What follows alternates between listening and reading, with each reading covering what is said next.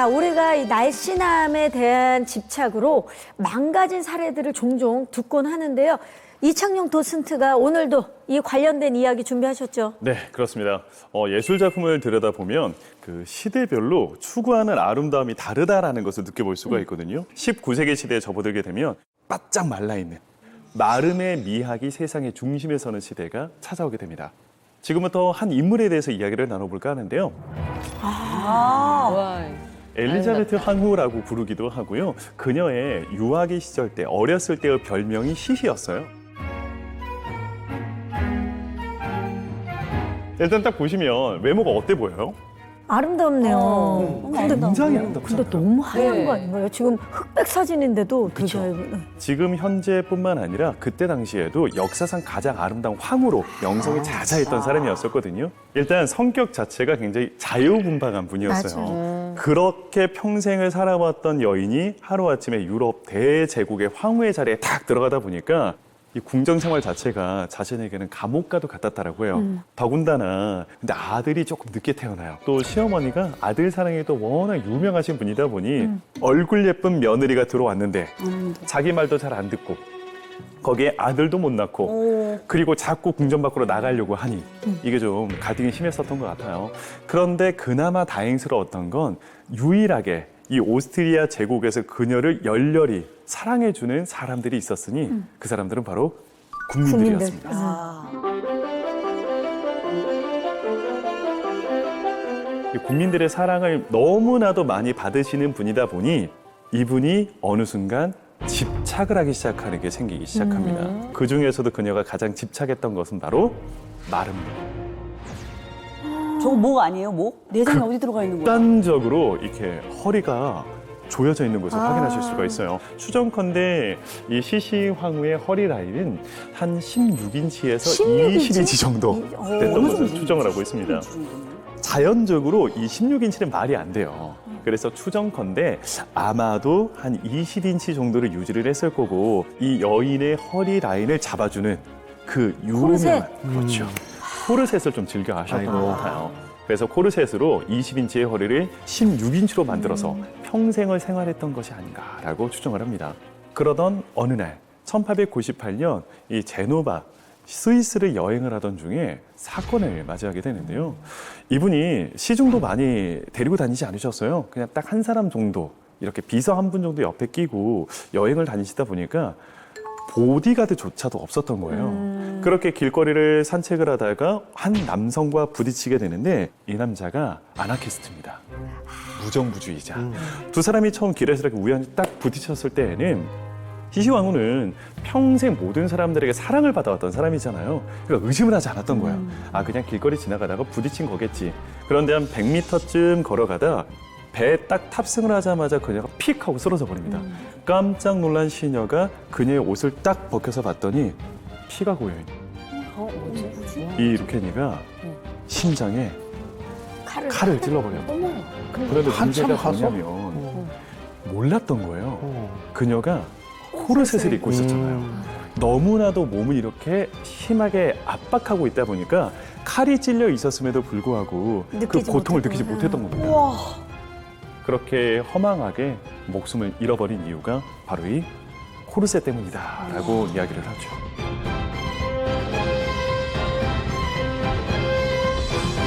그 코르셋을 조금만 덜 조였더라면 빨리 알아채고 병원이라도 가거나 어떻게 처치라도 할 수 있었을 텐데. 그럼 여기서 드는 의문, 이 코르셋이 도대체 유럽에 언제부터 유행을 했을까?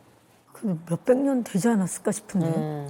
지금 현재는 추정컨대 한 르네상스 시대 때부터이지 않을까라고 추정을 하고 있습니다. 그리고 그 코르셋을 유럽에 유행시켜버린 사람이 이탈리아에서 프랑스 왕가로 시집을 온 여인이었었고요. 시집을 오면서 이탈리아의 르네상스 문화를 프랑스로 가지고 온 사람입니다. 그래서 프랑스에서는 프랑스 르네상스의 꽃을 피운 여인이라는 별명을 가지고 있는 메디치 바로 가문 아니에요? 까트린드 메디치라고 하는 인물입니다.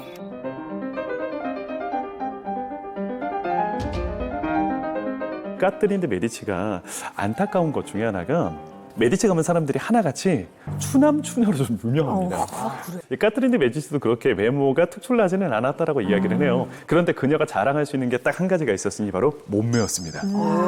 몸매가 그렇게 좋았었다라고 해요. 이때 자신의 몸매를 과시하기 위해 사용했던 것 중에 하나가 바로 코르셋이었습니다. 그리고 그녀가 궁장에서 일을 하고 있는 모든 여성들에게 코르셋을 입어라라고 명령을 내리기도 했었다라고 하는데요. 좀 가혹하게 좀 명령을 하기는 했어요. 앞으로 허리 라인을 13인치로 유지하고. 13이요? 아이, 너무 심했다. 아무리 코르셋으로 조여도 13인치는 사실 좀 말이 안 되는 인치인 것 같기는 해요.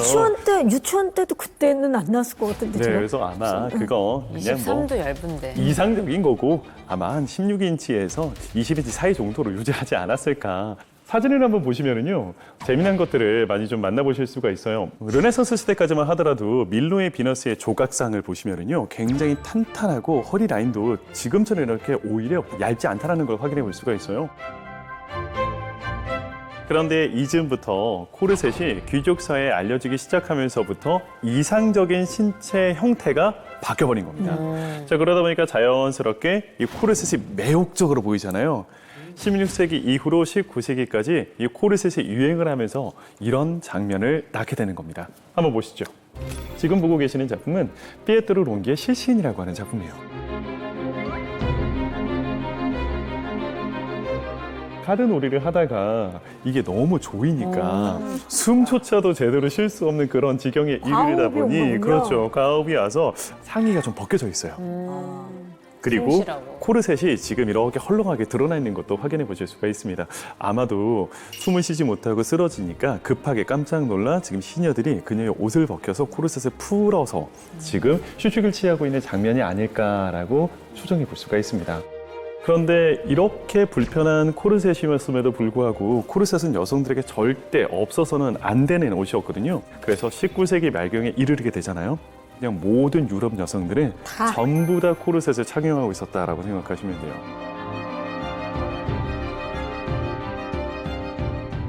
그러면 여기서 퀴즈. 과연 모두들 그렇게 집착에 가까울 정도로 입었었던 코르셋이 왜 한순간에 사라지게 되었을까? 진짜 무슨 일이 있었나 본데요. 무슨 일이 있었습니다. 1차 세계대전이 발발해버립니다. 1차 세계전에는 너무나도 많은 사람들이 죽었잖아요. 그러니까 남자들이 전장에 다 끌려가서 다 죽는 거예요. 그러다 보니 공장에서 일을 할 사람이 없어요. 이전에는 집안일만 하고 있었던 여성들이 공장에 나가서 이제 일을 하기 시작하는 겁니다. 아니 공장 가서 일을 해야 되는데 혼자 입고 벗을 수도 없는 코르셋 입고 일하는 게 말이 되지 않잖아요. 그러다 보니 이때부터 기능성 옷들, 실용적이고 편안한 활동적인 편안한 옷들이 곽강을 받기 시작하는 겁니다. 그래서 불필요한 코르셋을 벗기 시작하는 거예요. 그러면서 자연스럽게 20세기에 도래하게 되면 400년 가까이 유럽의 여성들을 괴롭혔던 코르셋은 한순간에 사라져버리게 됩니다.